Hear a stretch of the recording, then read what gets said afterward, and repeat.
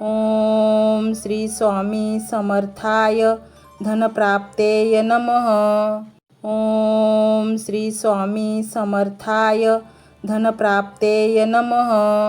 ओम श्री स्वामी समर्थाय धनप्राप्तेय नमः. ओम श्री स्वामी समर्थाय धनप्राप्तेय नमः. ओम श्री स्वामी समर्थाय धनप्राप्तेय नमः.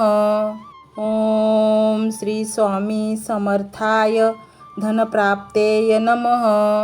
ओम श्री स्वामी समर्थाय धनप्राप्तेय नमः. ओम श्री